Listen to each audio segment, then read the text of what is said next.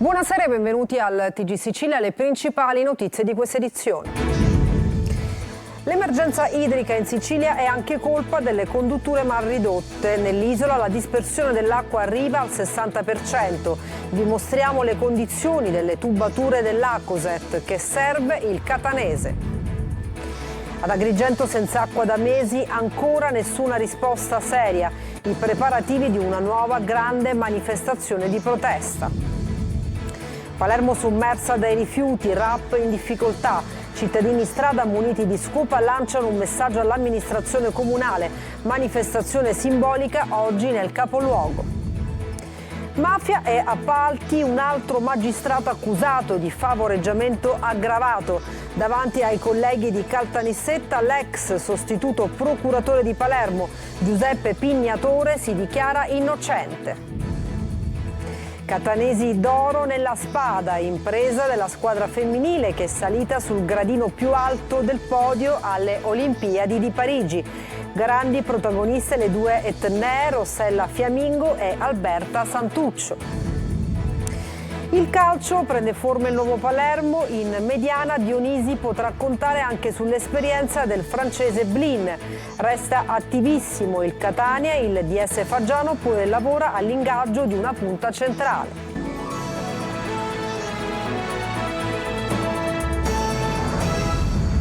Bentrovati, dietro l'emergenza siccità c'è anche il guaio delle perdite con l'acqua distribuita da una rete colabrodo che risale agli anni 60. In Sicilia si calcola una dispersione di oltre il 60%.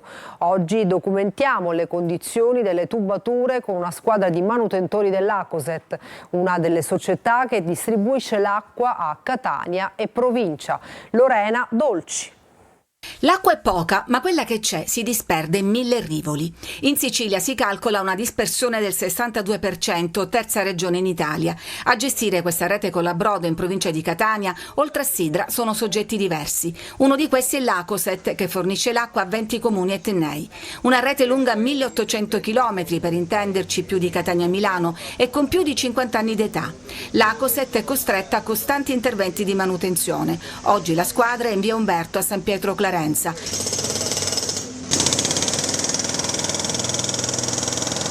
La squadra dell'Acoset adesso ha portato alla luce questo pezzo di capillare, si chiama così la parte terminale dell'acquedotto. A che epoca risalgono questi tubi? Siamo intorno al 1960 circa, ce lo diceva un signore che abita qui da tanti anni, ci diceva che lui l'acqua l'ha avuto dal 60 in poi. Guardate in che condizioni spesso si trovano i tubi, sono completamente arrugginiti, guardate, ci sono i buchi, immaginate che perdita c'è, e questo è invece il diametro di un tubo all'interno completamente arrugginito. Le tubazioni sono ormai al tracollo, non ce la fanno più perché ripariamo in un posto e si buca in un altro. Questo parla più di 1000 parole, nel senso che è un ramo secco e quindi i nostri capillari sono rami secchi, e questo ce la dice lunga sul fatto che bisogna investire subito interventi di risistemazione strutturale per passare dai rami secchi alle condutture. Evitare le perdite o perlomeno ridurle sono state le prime parole di Fabio Ciciliano, neocapo della Protezione Civile alle prese con l'emergenza siccità.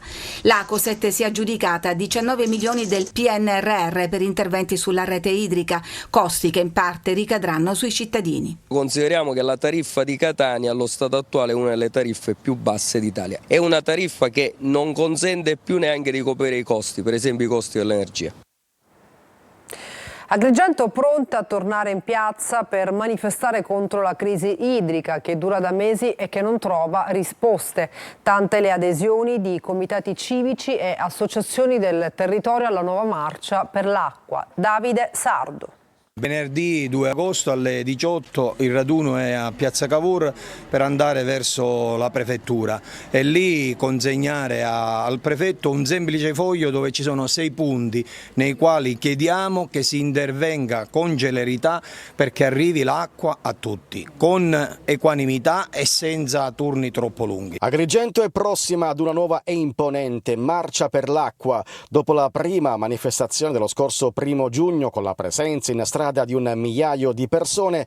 Alla protesta bis dovrebbero partecipare, secondo le stime degli organizzatori, circa 3.000 cittadini. Le adesioni aumentano di giorno in giorno e sono in arrivo anche cittadini dai comuni della provincia per manifestare contro la grave e perdurante crisi idrica ormai insostenibile. I turni sono arrivati a 20-25 giorni, ma la cosa più grave è che l'acqua poca che arriva non arriva nelle case perché AICA non vale riparazione da 4 mesi, quindi la situazione è drammatica. Siamo veramente disperati, non sappiamo come fare, quindi chiediamo veramente un aiuto a tutti e di fare al più presto possibile perché non abbiamo più tempo, non abbiamo più veramente tempo.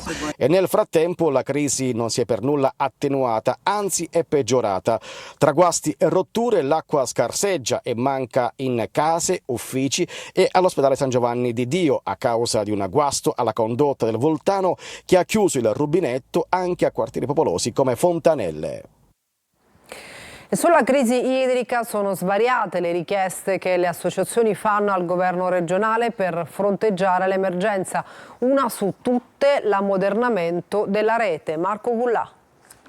Dall'ammodernamento della rete idrica alla gestione pubblica dell'acqua, improntandola a diversi e migliori criteri di efficienza, trasparenza, legalità e equità. Sono alcune delle richieste che le associazioni come Legambiente rivolgono al governo regionale sul tema della siccità. Sempre sulla crisi idrica, Legambiente sottolinea: chiediamo l'assoluta trasparenza ed efficienza al servizio sostitutivo mediante autobotti, eliminando ogni ipotesi di favoritismo e garantendo priorità alle utenze deboli. Richieste che hanno fatto anche gli agricoltori della Coldiretti in presidio fino a ieri a Piazza Indipendenza a Palermo. Le risposte del governo regionale in questo caso sono state esaustive e infatti gli agricoltori hanno poi smobilitato. Abbiamo ottenuto il decreto che permetterà agli agricoltori di affiancare i commissari dei consorzi di bonifica, recita una nota appunto della Coldiretti, un supporto indispensabile soprattutto in questo momento di estrema emergenza in attesa della legge di riforma. La Coldiretti poi prosegue: si tratta di una novità assoluta perché gli agricoltori avranno un parere vincolante nel programma delle opere e degli investimenti nella gestione della risorsa idrica assegnata al consorzio per fronteggiare l'emergenza.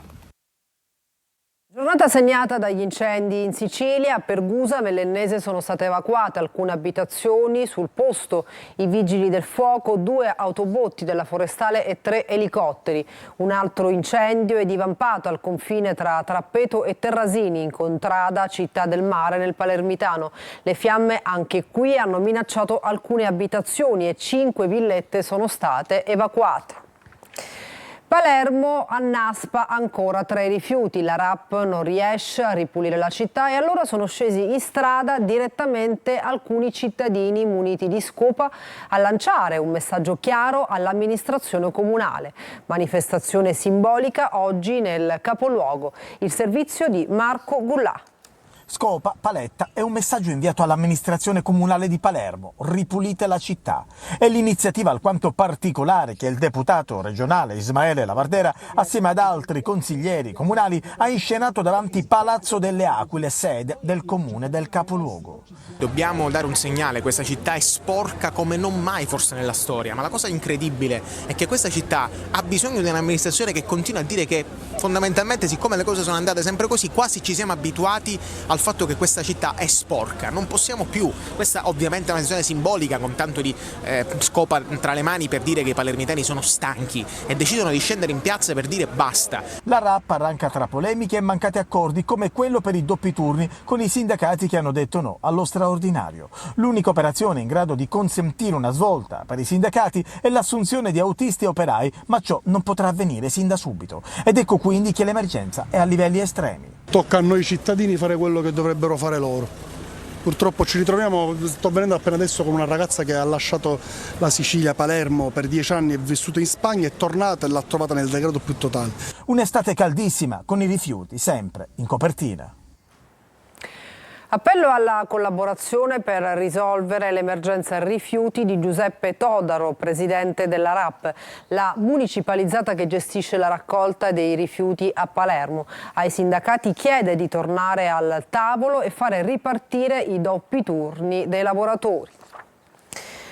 E la pulizia della cenere in via di completamento a Catania e l'apertura domani di una nuova importante isola ecologica a Librino. Di questo si è parlato oggi nel Focus su Telecolor con il neoassessore all'ecologia del comune di Catania, Pesce. Sentiamolo. Sulle zone dove c'è qualche criticità ritorneremo per un cosiddetto ripasso. Sì. Ed è vero che i macchinari che sono stati utilizzati sono quelli che solitamente vengono utilizzati per la raccolta dei rifiuti. Noi confidiamo che entro la prossima settimana di completare totalmente il servizio sia di spazzamento terra, cioè del spazzamento terra sulle strade, che la raccolta dei sacchetti. Il nostro sindaco, che è anche sindaco metropolitano, pensa alla possibilità di acquistare dei macchinari appositi che possono essere utilizzati nel momento in cui avviene appunto questa pioggia di cenere a Catania piuttosto che in un altro comune secondo le necessità. Noi attualmente abbiamo 2 isole ecologiche, una nella zona di Picanello, l'altra nella zona nord di Viale Tirreno. Apriremo domani quella a Librino e a breve, credo a settembre, ne apriremo altre 3. Una nella zona di Rapisardi, una su Borgo Sanzio e una invece a San Giuseppe l'Arena. Questa mattina nel cimitero monumentale di Catania sono state deposte 2 corone di alloro sulle tombe del commissario Giuseppe Montana e dell'ispettore Giovanni Lizio in ricordo del sacrificio dei 2 poliziotti uccisi per mano della mafia. Montana fu ucciso il 28 luglio del 1985 a colpi di pistola da un comando mafioso a Palermo. Giovanni Lizio, ispettore capo responsabile della sezione anti-estorsione della squadra mobile di Catania, fu ucciso la sera del 27 luglio del 92 mentre si trovava a bordo della sua auto incolonnato al semaforo di via Leucatia. Un altro magistrato accusato di favoreggiamento aggravato davanti ai colleghi di Caltanissetta, l'ex sostituto procuratore di Palermo Giuseppe Pignatone, oggi si è dichiarato innocente. Lorena Dolci. Un altro magistrato entra in quel groviglio di mafia, favori e coperture di 30 anni fa. È Giuseppe Pignatone, protagonista di tante indagini importanti sul fronte della lotta al clan, già procuratore di Reggio Calabria e di Roma, ora presidente del Tribunale della Città del Vaticano. Sentito oggi a Palazzo di Giustizia di Caltanissetta, Pignatone si è avvalso della facoltà di non rispondere, proclamandosi però innocente rispetto al reato di favoreggiamento aggravato ipotizzato. Il pool coordinato dal procuratore Salvatore De Luca ipotizza che Pignatone, all'epoca sostituto procuratore a Palermo, possa avere avuto ruolo nell'insabbiamento dell'inchiesta del 92 su mafia e appalti, insieme al procuratore Pietro Giammanco, morto nel 2018, e con l'allora collega Gioacchino Natoli e il capitano, oggi generale, Stefano Screpanti. L'avvocato Fabio Trizzino, marito di Lucia Borsellino, aveva denunciato delle anomalie nell'inchiesta della procura di Palermo, coordinata proprio da Natoli, sui rapporti tra i mafiosi Buscemi e Bonura e il vertice del gruppo imprenditoriale Ferruzzi, brogliacci della Guardia di Finanza scomparsi, bobine delle intercettazioni che avrebbero dovuto essere distrutte. Ora quei nastri di 30 anni fa, recuperati dagli archivi, sono oggetto di un nuovo filone d'indagine riguardante le stragi del 92, perché Paolo Borsellino era interessato a quelle indagini, ha sempre ribadito la famiglia, precisando: l'inchiesta su mafia e appalti nata con il rapporto del Ross potrebbe essere stata il motivo dell'accelerazione delle stragi di Via D'Amelio. L'ex assessore regionale Ruggero Razza è indagato nell'inchiesta sulle nomine all'ASP di Messina. Francesco Triolo. L'ex assessore regionale alla sanità Ruggero Razza finisce nell'indagine sull'attività dell'ASP di Messina e le pressioni politiche. Razza risulta indagato per induzione indebita a dare o promettere utilità per un fatto specifico. La notizia esce fuori dal nuovo atto di conclusione delle indagini preliminari notificato a 5 indagati, firmato dalla PM Roberta Laspema e controfirmato dal procuratore vicario Rosa Raffa. Un atto diverso rispetto a quello notificato dalla procura a gennaio di quest'anno, che invece prevedeva 10 indagati. Per gli altri 5 indagati coinvolti a gennaio e non ricompresi in questo nuovo atto, si è proceduto allo stralcio, probabilmente per l'archiviazione della posizione. Razza rientrerebbe nella storia di nomine all'ASP che risalgono al 2021. Secondo l'ipotesi di reato avrebbe, abusando della sua qualità di assessore regionale alla sanità, attraverso la nomina di Bernardo Alagna commissario straordinario dell'ASP 5 di Messina, all'epoca direttore generale facente funzioni, indotto quest'ultimo a promettergli indebitamente l'utilità consistente nella nomina di Domenico Sindoni quale direttore sanitario dell'ASP 5. Oltre a Razza sono indagati in questo nuovo atto lo stesso ex commissario dell'ASP Bernardo Alagna per l'ipotesi di corruzione, che si dimise subito dopo la notizia dell'inchiesta, il parlamentare barcellonese di Forza Italia Tommaso Calderone e il suo segretario particolare Alessio Arlotta, i quali in relazione ad Alagna sarebbero, secondo l'accusa, i cosiddetti corruttori. Palermo alla ripresa dei lavori dopo che l'Aula aveva respinto la richiesta delle opposizioni di rimandare il DDL in commissione. Il testo sulle ex province è comunque stato affossato a Sala d'Ercole e infatti è stato approvato con voto segreto dell'emendamento presentato dalle opposizioni che ha soppresso l'articolo 1 del testo, facendo cadere l'impalcatura dell'intero DDL. Caccia ai diplomi facili delle scuole paritarie siciliane, scoperti 40 corsi irregolari su 45 in 20 istituti. La Gilda Insegnanti siamo stati costretti a convalidare la presenza di alunni mai visti. Il servizio di Giusi Lazzara. Studenti solo sui registri e mai presenti in classe. Lezioni frontali a 4 alunni, anche se poi in 20 si presentavano agli esami finali di maturità. Benvenuti nei diplomifici siciliani delle scuole paritarie. Nella forma tutto in regola. L'agognato pezzo di carta, il diploma, era garantito previo rette salate. I numeri sono desolanti. Su 20 istituti passati al setaccio, scoperti 40 corsi farlocchi su 45. Per 4 di questi è stato già tolto l'accreditamento. Gli ispettori dell'ufficio regionale scolastico, su input dell'assessorato regionale all'istruzione, da mesi si erano messi a caccia di quelle false scuole che prendevano anche contributi statali e comunali. Gli ispettori così ne hanno scoperte 13, tra le più gettonate: il Platone, Pitagora, Newton, Dante Alighieri, Trinacria, Michelangelo, Santa Lucia, Quasimodo, Rita Levi Montalcini, Carducci, Volta, Majorana e Format. Quanto rilevato sembra che sia ancora la punta dell'iceberg. Le irregolarità a noi arrivate, pervenute da tanti colleghi che negli anni ci hanno fatto le segnalazioni, sono diverse e di molto gravi. Obbligatorietà da parte dei docenti, erano costretti sostanzialmente a convalidare le presenze anche a gente che non hanno mai visto. Le ispezioni non sono terminate, pronte altre 20 revoche e 10 provvedimenti ancora in esame. La Guardia di Finanza di Catania ha sequestrato il compendio aziendale, la Dacri SRL, nell'ambito delle indagini sul dissesto della società Distribuzione Caffè SRL di Catania, che operava nel settore della lavorazione del caffè, dichiarata fallita dal Tribunale Tenneo nel 2022. Indagati a vario titolo per i reati di bancarotta fraudolenta patrimoniale e documentale, nonché per aver aggravato il dissesto della società in crisi, Salvatore Maria Lorè, di 69 anni, suoi 3 figli e altre 2 persone. Catanesi d'oro nella spada, impresa della squadra femminile che è salita sul gradino più alto del podio alle Olimpiadi di Parigi. Grandi protagoniste le 2 etnee, Rossella Fiamingo e Alberta Santuccio. Marco Carli.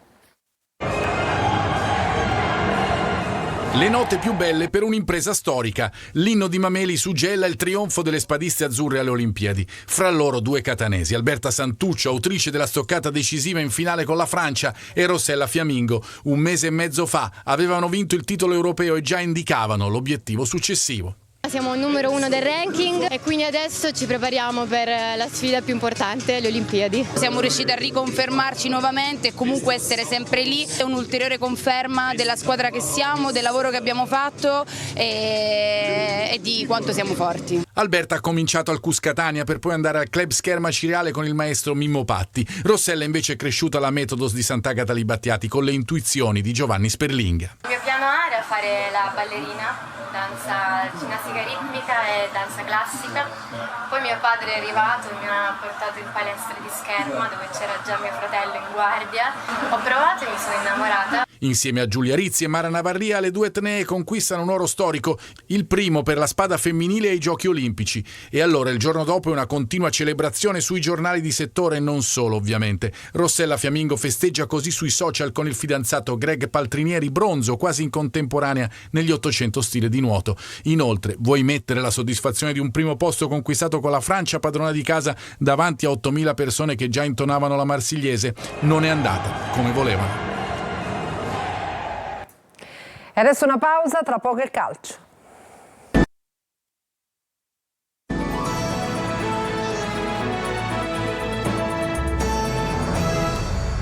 Bentornati al TG Sicilia, siamo al calcio, tra arrivi e partenze prende sempre più forma il nuovo Palermo che potrà contare sull'esperienza del centrocampista francese Blin, il servizio di Sergio Colosi.